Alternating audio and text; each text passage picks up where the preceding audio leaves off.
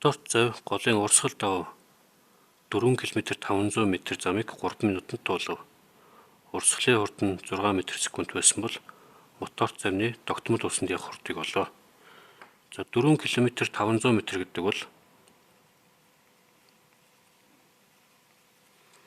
4500 м гэсэн үг. За ийм замыг 3 минутанд туулсан. За 3 минут гэдгээ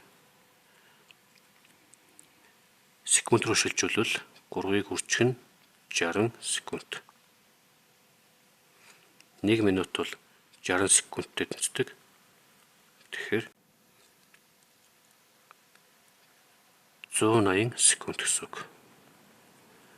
Тэгэхээр 4500 м-ийг 180 секундэд туулна гэхээр 1 секундэд явах хурдыг нь олохын тулд 4500 м-ийг 180 секунд туурна.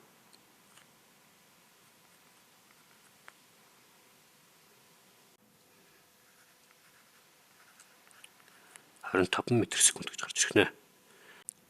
Голын урсгал давуу хурд нь 25 м/сек гэсэн үг байна. 25 м/сек. За энэ бол өөрийнх нь хурдан дээр урсгалын хурд нэмэгдээд ийм гарч байгаа гэсэн үг. За урсгалын хурд нь бол 6 м/сек байгаа. Тэгэхээр өөрийнх нь хурд бол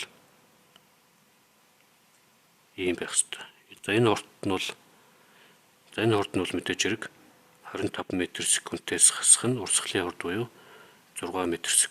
Ингээд 19 м/сек гэж гарч ирнэ.